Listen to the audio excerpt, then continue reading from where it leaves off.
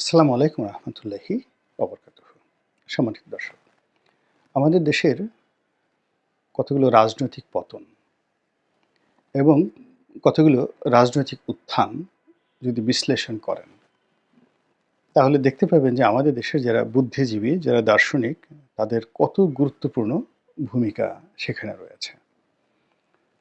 যে সকল রাজনৈতিক দল এই বুদ্ধিজীবী এবং দার্শনিক যারা সম্প্রদায় রয়েছেন, তাদেরকে সম্মান করতে পেরেছেন, তাদেরকে একত্র করতে পেরেছেন এবং তাদেরকে ম্যানেজ করতে পেরেছেন, তারা তুলনামূলকভাবে ভালো থেকেছেন।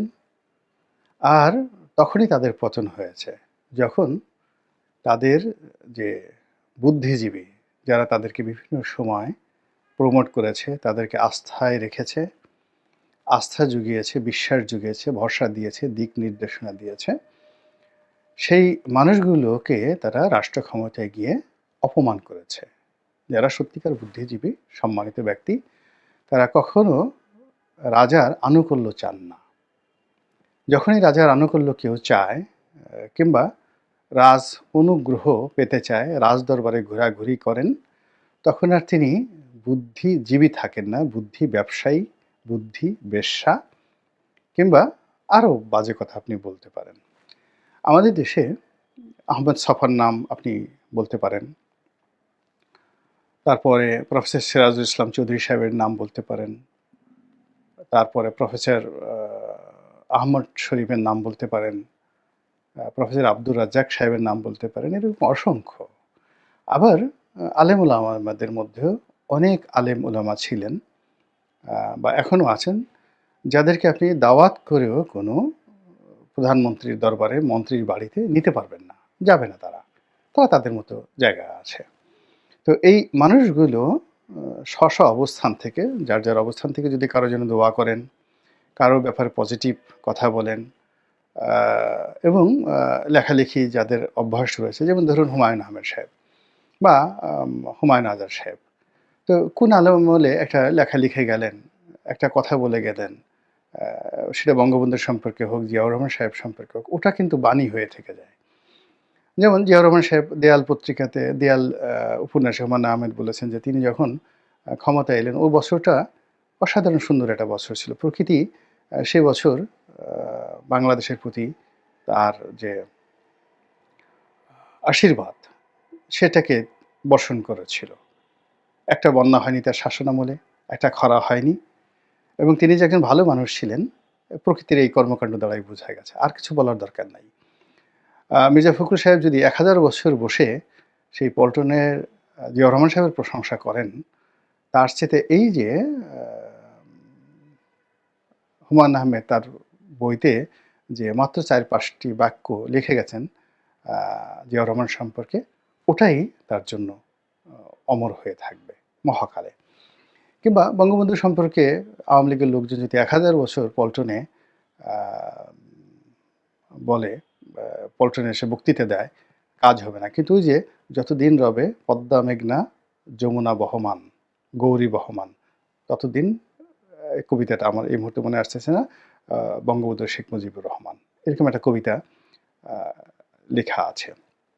অথবা শুনো একটি মুজিবরের তরে লক্ষ মুজিবর, এই যে গানটা বিখ্যাত, সেই গান, এগুলো হাজার হাজার বছর ধরে বাংলাদেশে শেখ মুজিবুর রহমান বঙ্গবন্ধুকে বাঁচিয়ে রাখবে।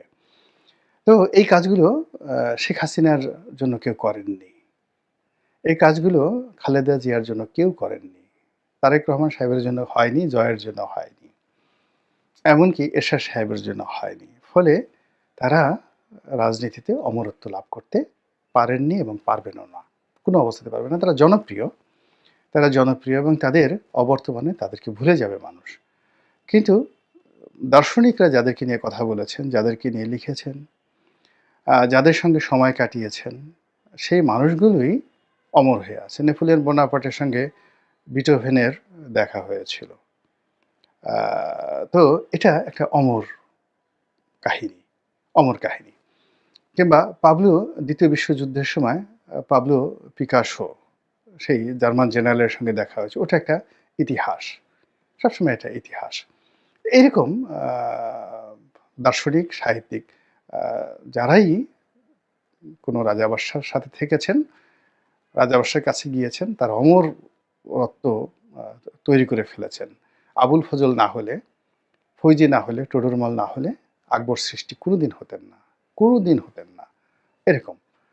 তো যাই হোক, যেটা বলছিলাম যে ধরুন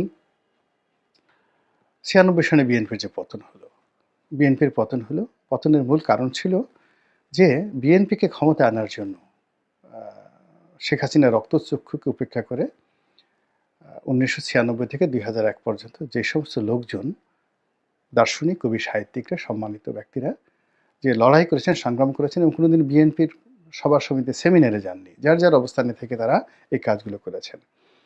এই মানুষগুলো পুরো বিএনপির জমানাতে সম্মানিত হননি, বিএনপি তাদেরকে ওন করতে পারেনি।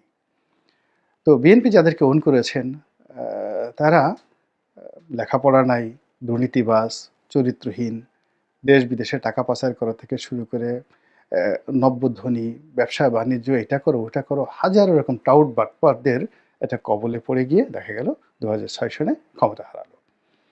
এরপরে 1-11 এলো।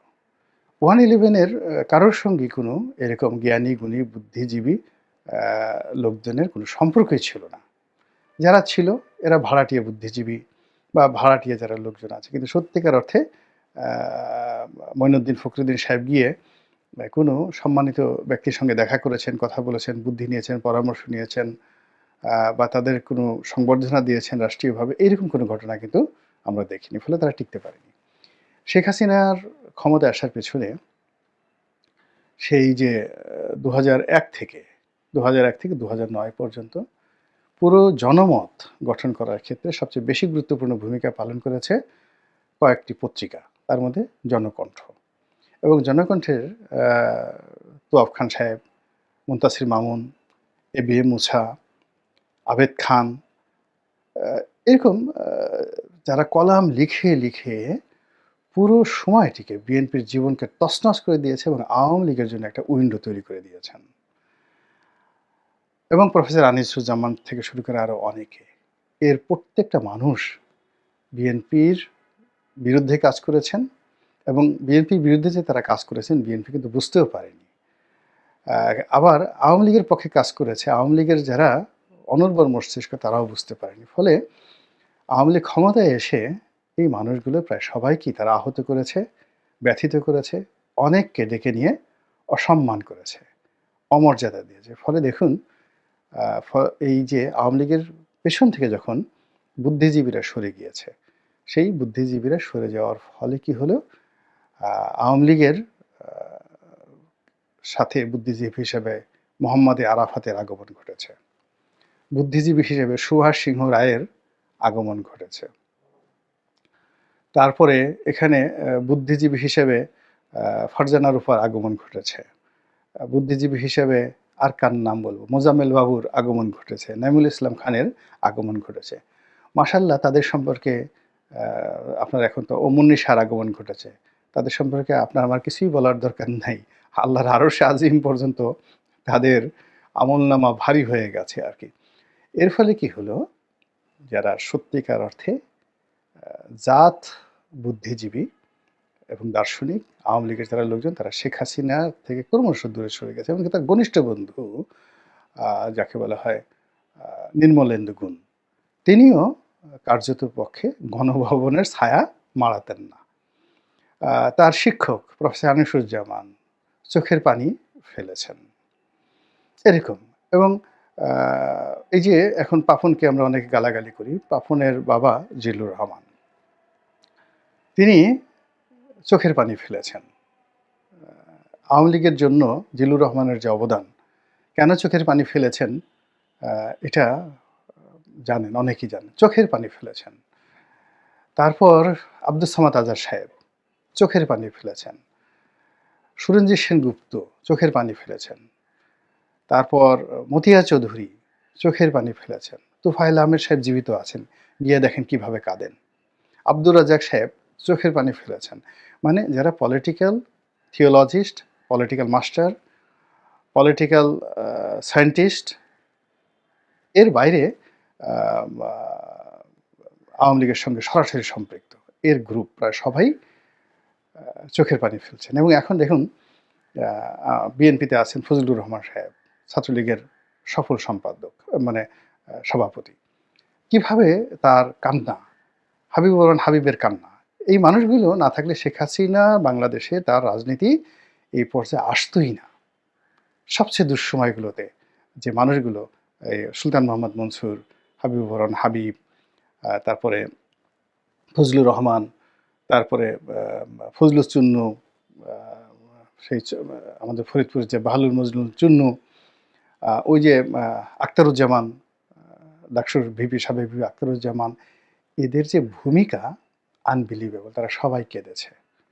ছাত্রলীগের জন্য যারা জীবন দিয়েছে, আপনি বলেন হান্নান, ওই সন্ত্রাসী হান্নান লিয়াকত সন্ত্রাসী, কিংবা হেমায়েতুল্লাহ আরঙ্গ, আপনি জানেন যে প্রতিটা মুহূর্তে জীবনটা তারা হাতে নিয়ে এই দলকে তারা রক্ষা করেছে। কিন্তু দল ক্ষমতায় এসে হঠাৎ উলিয়াল্লাহ হওয়ার চেষ্টা করেছে, এবং যে সন্ত্রাস দিয়ে ক্ষমতা এসে সেই সন্ত্রাস তাদেরকে পুনর্বাসিত না করে তাদেরকে ভ্যানিশ করে দিয়েছে।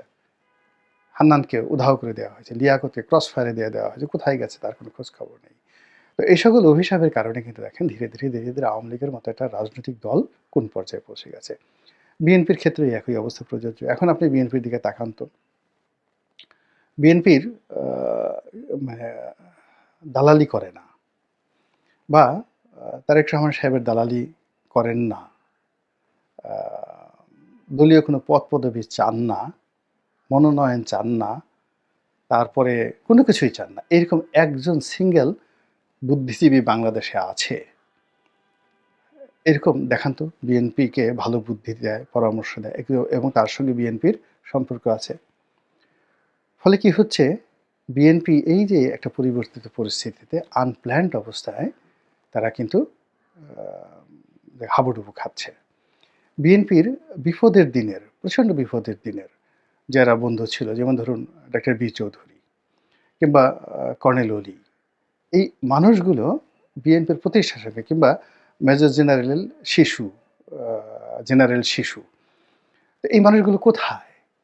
মানে জিয়াউর রহমানের হাতকে শক্তিশালী করার জন্য সাংগঠনিকভাবে, তারপর শেষে রাষ্ট্রীয়ভাবে যে মানুষগুলো জীবন দিয়েছেন, সারাটা জীবন শেষ করে দিয়েছেন, সে মানুষগুলো বিএনপির ধারের কাছে এখন নেই। আবার নতুন প্রজন্মের মধ্যেও এমন একজন লোক নেই। ফলে কি হলো দেখুন, এরকম একটা সুযোগ, একটা ঐতিহাসিক সুযোগ বিএনপি গ্রহণ করতে পারছে না। তারা শুধু ডানে যাচ্ছে, বামে যাচ্ছে, এবং যদি কোনো কারণে তারা নির্বাচিত হয়, তাহলে এখন যে অবস্থা আছে তার চেয়ে অবস্থা ভালো হবে বলে আমার কাছে মনে হচ্ছে না। তো যেটা বলছিলাম, এই যে এত লম্বা ভূমিকা মূলত ডক্টর ইউনূসের জন্য। ডক্টর ইউনূসের সবচেয়ে ঘনিষ্ঠজন হওয়া উচিত ছিল এদেশের দার্শনিক, ভারতের দার্শনিক, পাকিস্তানের দার্শনিক। এর কারণ হলো রাজনীতিতে, সমাজে, রাষ্ট্রে সবচেয়ে ঊর্ধ্বস্তরের মানুষ হলেন দার্শনিক সম্প্রদায়, যারা চিন্তক, রাষ্ট্রচিন্তক বা যে কোনো বিষয় চিন্তক, দার্শনিক, দর্শন শাস্ত্র যারা চর্চা করেন। এরা এই আর্য যুগ থেকেই, তাদেরকে বলা হতো ব্রাহ্মণ, তাদেরকে বলা হতো ব্রাহ্মণ। তো ব্রাহ্মণ মানে কখনো রাজা হতেন না, রাজা ক্ষত্রিয় বংশ থেকে হতেন, যোদ্ধাদের থেকে হতেন, কিন্তু ব্রাহ্মণদের পরামর্শ ছাড়া রাজকার্য রাজা চালাতে পারতেন না। অসাধারণ একটা ক্ষমতার ভারসাম্যের কারণে হাজার হাজার বছর ধরে এই যে একটা ধর্ম টিকে আছে, আর সেই একটা রাষ্ট্র ব্যবস্থা, তারা সেই আর্যর যে রাষ্ট্র ব্যবস্থা সারা দুনিয়াতে শ্রেষ্ঠতম রাষ্ট্র ব্যবস্থা, যেখানে দার্শনিকদেরকে সর্বোচ্চ অবস্থানে রাখা হয়েছে। আপনি অটোমান ডাইনেস্টির কথা চিন্তা করেন, কিংবা ইসলামিক খিলাফতের কথা চিন্তা করেন, তো সেখানে মজলিসে শুরা নামক একটি সংগঠন ছিল, যারা সুলতানের বিচার করতে পারতেন, সুলতানকে মৃত্যুদণ্ড দিতে পারতেন, খলিফাকে অবৈধ ঘোষণা করতে পারতেন। এবং যিনি এই দলের মধ্যে যারা ছিলেন, কেউ শাইখুল, যাদেরকে বলা হতো শাইখুল আলম, তারপরে কাজী উল কুজ্জা, তথা যিনি প্রধান বিচারপতি তিনি, এবং যিনি ধর্মীয় প্রধান শাইখুল আজম তিনি। তো এরকম একটা বিশাল গ্রুপ নিয়ে আহ, যে একটা মজলিসে সুরা, উচ্চপদস্থ মজলিসে সুরা ছিল, এবং যেটা আংশিক হলেও এখনো সৌদি আরবে আছে, এবং আংশিক হলেও এখনো মিশরে আছে। মিশরে আল আজহার বিশ্ববিদ্যালয়ের যিনি আহ, খতিব বা যিনি গ্র্যান্ড মুফতি, ও তাদেরকে বলা হয় গ্র্যান্ড মুফতি, আহ, তিনি ওখানকার সারিয়া কোর্টের চিফ জাস্টিস। তিনি কিন্তু যে কোনো রায়কে বাদ দিতে পারেন, এবং রাষ্ট্রীয় প্রেসিডেন্টের পরে তিনি দ্বিতীয় গুরুত্বপূর্ণ ব্যক্তি।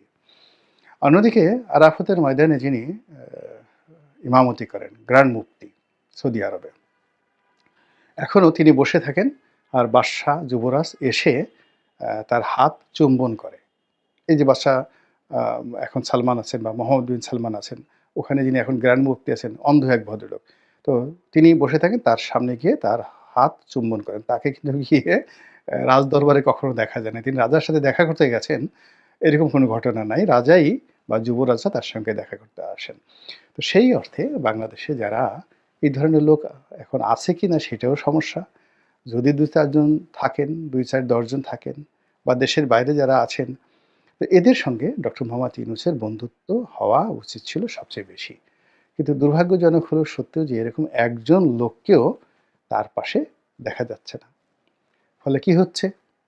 যা হওয়ার তাই হচ্ছে। বঙ্গবন্ধুর জামানাতে অনেক ব্যর্থতা ছিল, কিন্তু সেখানে এই যে এখন জায়েদুদ্দিনের শফিক রহমানের বাবা সাইদুর রহমান, পল্লীকবি জসিমউদ্দিন, তো এই সমস্ত মানুষ যখন বঙ্গবন্ধুর কাছে যেতেন, তিনি চেয়ার ছেড়ে দাঁড়িয়ে যেতেন। খানে সবুরের মতো মানুষ, ফজলুল কাদের চৌধুরীর মতো মানুষ, এদের নাম শুনলে বঙ্গবন্ধু মানে সম্ভ্রম দাঁড়িয়ে যেতেন। তার রাজনৈতিক গুরু সেই মাওলানা ভাসানী, তিনি গিয়ে নিজে সন্তোষে তার সাথে দেখা করে আসতেন। এবং তিনি যখন যেতেন, তিনি এই ভাসানীর যে স্ত্রী আলেমা ভাসানী, তাকে পা ধরে সালাম করতেন। এখন এই যে কালচারগুলো, এই কালচারগুলো নাই। যখন একটা লোক চেয়ারে বসছে, পা দুটো সে সামনে বাড়িয়ে রাখবে এবং সবাই তাকে সালাম করবে। এই যে কালচার, এই কালচারের ফলে কি হচ্ছে? কর্মে বরকত হচ্ছে না, সফলতা হচ্ছে না। এবং এখানে দার্শনিকতার কোনো বয়স নেই। হযরত আব্দুল্লাহ ইবনে আব্বাস খুব বিখ্যাত মুফাসসিরে কেরাম ছিলেন, এবং কোরআনের ব্যাপারে তার যে, যাকে বলা হয়, আল্লাহ যে তাকে পাণ্ডিত্য দিয়েছেন, স্বয়ং আল্লাহর রাসূল বলেছেন যে আমার পরে যদি কেউ এই কোরআনের অন্তর্নিহিত তাৎপর্য কেউ ব্যাখ্যা করতে পারে, তিনি হলেন আব্দুল্লাহ ইবনে আব্বাস। তো এই আব্দুল্লাহ ইবনে আব্বাস বয়সে খুবই তরুণ ছিলেন। কত বয়স ছিল আমি এটা বলতে পারব না। এত অল্প যে বলতে গেলে হযরত উমর রাদিয়াল্লাহু তাআলা আনহুর ছেলের বয়সের চাইতেও ছোট। কিন্তু তিনি যখন আসতেন কোনো কাজে, তখন খলিফা দাঁড়িয়ে যেতেন এবং নিজের পাগড়ি তাকে বিছিয়ে দিতেন তাকে বসার জন্য। এটা ছিল ইলমের, হিকমতের মর্যাদা, এবং এজন্য একজন ওমর হতে পেরেছিলেন। এবং তার জামানাতে আব্দুল্লাহ ইবনে আব্বাস এর মতো একজন দার্শনিক ছিলেন।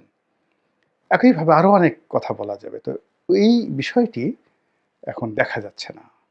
গণভবনে নাই, বঙ্গভবনে নাই, সবাই আছে, গান আছে, বাজনা আছে, শিল্পী আছে, নৃত্যশিল্পী আছে, জেনাকার আছে, ব্যভিচারী আছে, চোর আছে, গুন্ডা আছে, ডাকাত আছে, চোরাকারবারি আছে, কিন্তু কোনো দার্শনিক, কোনো অলি আল্লাহ, কোনো